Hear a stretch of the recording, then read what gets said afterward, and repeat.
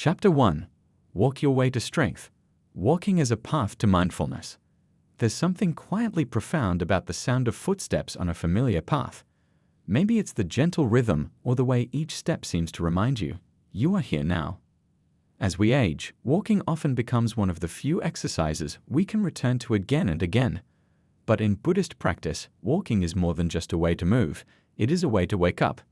Mindful walking invites us to inhabit our bodies gently and fully, honoring each breath, each motion, each moment. Instead of measuring distance or speed, mindful walking asks us to notice. Notice the way your foot touches the ground. Notice the sway of your arms. Notice the coolness of the breeze, the warmth of the sun. You don't need to go far. Even a short walk around the living room can become a meditation when done with awareness. Buddhists call this walking meditation, an invitation to let go of distractions and return to presence. With each step, we connect the body and mind, gently training our attention to stay rooted in the here and now. It's not about doing it perfectly, it's about doing it kindly. Helen's story, age 73. I started with 10 steps between my kitchen and my living room. I'd breathe in for one step, out for the next. At first it felt silly, but after a few days, something shifted. The noise in my head softened. I began to feel a kind of quiet joy. Now I walk like that every morning, even if it's just to my mailbox and back. You might be surprised how deeply calming this simple act can be. When we walk without rushing, we begin to notice how supported we are by the earth, by our breath, by life itself. So tomorrow, when you lace up your shoes or step into your slippers, try walking just a little slower. Breathe. Smile gently. Let each step be a message to yourself, I am still here. I am still walking my path. Chapter 2. Eat like you love yourself. Nourishment from the heart. Eating can be one of life's simplest pleasures, but how often do we truly taste what we eat? Too often, meals become rushed routines or quiet battles. Eat quickly, eat what's easy, eat what's left. Yet in Buddhist tradition, food is considered a sacred offering, a way to honor the body as the vessel that carries us through this life. What would it feel like to treat each meal as a small ceremony? Mindful eating asks us to slow down and listen, to choose foods that support vitality, to chew slowly, noticing textures and flavors, to pause between bites and breathe. This practice isn't about strict diets or rigid rules, it's about tuning in to what the body truly needs and responding with care. Even the most ordinary meal becomes extraordinary when eaten with presence. In Buddhist monasteries, monks often begin meals with a silent reflection, a reminder to appreciate the food and all that made it possible, the farmers, the soil, the rain, the cook. You don't need a monastery to practice this. A quiet moment of gratitude before eating is enough. Gerald's story, age 79. I used to eat in front of the TV. I didn't even notice what I was eating half the time. Then I read about mindful eating and started turning off the screen. Now I sit by the window. I say a little thank you before I begin. I eat slower. And you know what? I feel fuller, more satisfied. It's not just food, it feels like nourishment. You might start with one small change. Eat one meal a day without distractions. Or choose one ingredient to really savor, a sweet apple, a piece of warm bread. Let it remind you, this body deserves care, this life deserves attention. Your plate can be a place of peace. Your cup of tea, a quiet prayer. So eat like you love yourself, because this body, just as it is, has carried you a long, beautiful way. Chapter 3. Laugh often. The healing power of joy. There's a special kind of laughter that bubbles up from deep within, the kind that surprises you, softens you, reminds you that life isn't all struggle and seriousness. And yet, as we grow older, joy can start to feel like something we have to chase or earn. We tell ourselves there's too much pain, too many worries, too many changes to laugh like we used to. But Buddhist wisdom gently reminds us, joy is always within reach. It's not the absence of difficulty, it's the presence of openness, even in the middle of it. One of the most freeing ideas in Buddhism is the notion of non-attachment, letting go of the need to control, to fix, to hold on too tightly. And laughter, in many ways, is a form of letting go. When you laugh, the mind loosens its grip. The heart opens, the present moment shines through. Even the Buddha himself was often portrayed with a smile, not because life was easy, but because peace had been found beyond clinging. What brings you that lightness? Is it a fond memory, a silly joke, a story shared with an old friend? Is it your pet's quirky habits or the unexpected beauty of a bird on your windowsill? Irene's story, age 81. My granddaughter taught me how to use those silly filters on her phone. The one that gives you rapid ears made me laugh so hard, I cried. For a moment, I wasn't an old woman with arthritis and a pillbox. I was just me, laughing, free. Joy doesn't always arrive with trumpets. Sometimes it whispers. Sometimes it hides in small things, a warm sock, a kind word, the rhythm of a familiar song. Laughter softens the body, clears the mind, and reminds us we are alive. And each time we choose joy, we create space for healing. Not because life is perfect, but because we allow it to be tender. So go ahead, chuckle, giggle, belly laugh. Not despite your age, but because of it. You've earned every smile line and every moment of delight. Chapter 4. Build a routine. The wisdom of structure in aging. There's a quiet power in knowing what comes next. As the years go by, days can sometimes blur together, especially if we're no longer working or living with others. Without the demands of a schedule, time stretches wide, and that freedom, while precious, can sometimes leave us feeling unmoored. But structure doesn't have to mean rigidity. In Buddhist tradition, routine is a form of self-respect. It's how monks and nuns care for their minds, through rhythm, not force. The Buddha himself taught the value of sila, or ethical discipline, not as punishment, but as a way to create the right conditions for peace. A calm, steady day allows the mind to settle. When we know what to expect, even something as small as morning tea at 8 o'clock or a walk after lunch, the nervous system relaxes. It's less about filling every moment and more about creating anchors. Think of your day like a gentle tide. When do you rise? When do you eat? When do you rest? Adding just a few reliable touchstones, a breathing practice in the morning, a simple journal entry before bed, can transform time from something to manage into something that supports you. Thomas's story, age 76. After I retired, I slept whenever, ate whenever, and I felt off. Then I started doing a small stretch every morning before breakfast. I added a walk at the same time each afternoon. That alone made me feel more human. My days stopped running together. Now I don't do much, but I do it with care. It helps. Routine can be as spiritual as any prayer. It says, I matter. My time matters. Start small. One ritual in the morning. One in the evening. Let them become like soft lanterns that guide you through the day.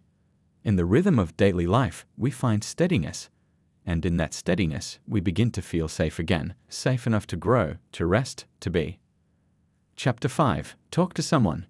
The Buddhist practice of connection. There are days when silence feels golden, and others when it feels heavy. Aging can bring with it a quiet kind of loneliness. Friends move, partners pass, family grows busy. The phone rings less often. And while solitude can be sacred, it's important to remember, we were never meant to walk this path entirely alone. In Buddhism, one of the most cherished teachings is Sangha, the spiritual community. The Buddha said that spiritual friendship isn't just part of the path, it is the path. To talk, to listen, to share a moment of truth, this is how we remember that we belong. It doesn't have to be deep or dramatic. A kind word with a neighbor. A brief chat with the cashier. A phone call to someone you've been meaning to reach. These small bridges can mend something inside us we didn't even know was broken. When we speak with presence, not just to fill silence, but to connect, we begin to heal. Eleanor's story, age 75. For a long time, I didn't want to bother anyone. I thought I had to be strong, silent, self-sufficient.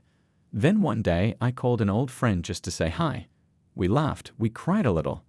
After I hung up, I felt lighter, like something inside had been aired out. Now I reach out more, and it feels like breathing again. If reaching out feels hard, start small. Greet someone with eye contact. Ask how they're doing, and really listen. You'll be surprised how open the world becomes when you open your heart just a little. Even if you're physically alone, you are part of something vast. A web of life. A network of hearts. A community that exists quietly all around you. So speak. Ask, share. You may find that what you're looking for, warmth, understanding, connection, is already waiting on the other side of a simple hello. Chapter 6. Try something new. Embrace the spirit of adventure. There's a story Buddhists tell about the beginner's mind, a state of openness, wonder, and readiness to learn. It's the way children approach life, without assumptions, without fear of getting it wrong. And here's the secret: beginner's mind isn't just for the young, it's for the willing. Many people believe adventure belongs to youth, but the real adventure, that's in your willingness to say, I've never done this before, but I'll try. A new recipe, a new language, a new way of breathing. It doesn't need to be bold, it just needs to be true. Trying something new keeps the mind fresh and the spirit engaged, and it gently interrupts the belief that we're set in our ways or too old to change. Buddhist practice reminds us that every moment is new, and so are we. We are never finished growing.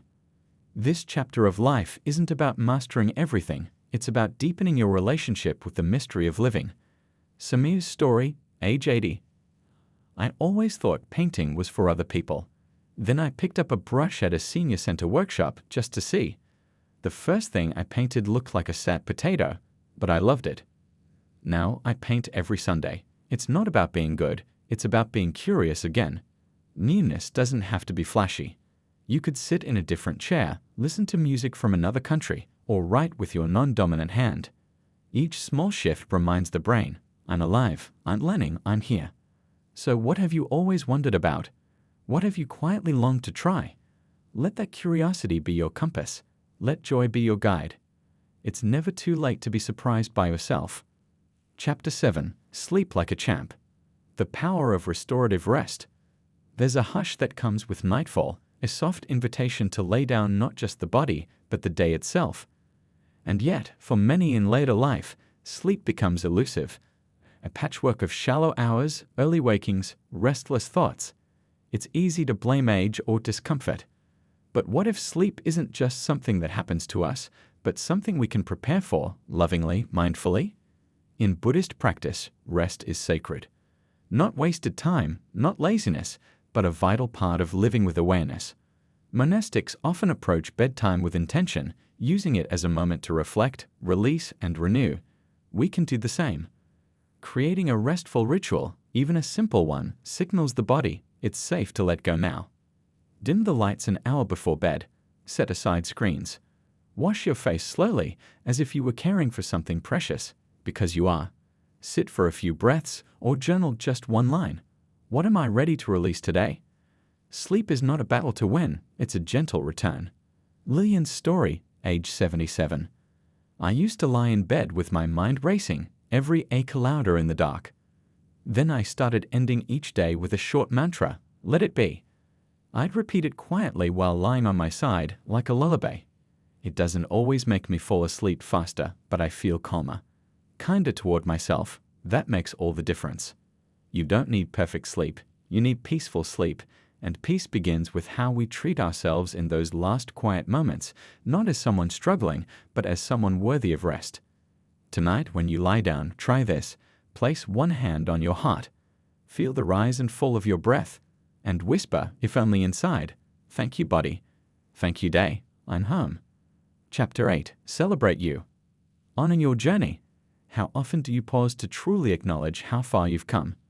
In Buddhist teachings, mudita, sympathetic joy, is the ability to feel happiness for others. But there's another, quieter form of this joy that's just as important. The ability to feel gladness for yourself. Not pride in a boastful sense, but reverence. Gratitude for your own courage, your endurance, your quiet victories. You've lived through seasons of change, moments of loss, bursts of love. You've adapted, grown, stretched, and softened. That deserves recognition. Celebration doesn't require balloons or grand applause. Sometimes it looks like lighting a candle just for you, writing down 5 things you've weathered and survived, smiling at your reflection with the tenderness you'd offer a lifelong friend. Because that's what you are, a companion to yourself. And what a journey it's been. Margaret's story, age 72. One morning, I stood in front of the mirror and said out loud, I'm proud of you. I'd never done that before. It felt awkward. Then it felt right. I started saying it once a week after my Sunday tea. Now it's a ritual, a small celebration of being me. In Buddhism, there's no need to wait for external validation. Your life, in all its depth and imperfection, is enough. You are enough. So take a breath. Place a hand gently on your chest. Feel the beating of your heart, the rhythm that's carried you through it all. That alone is worth celebrating. You've walked a long road. You're still walking. And there is beauty in every step.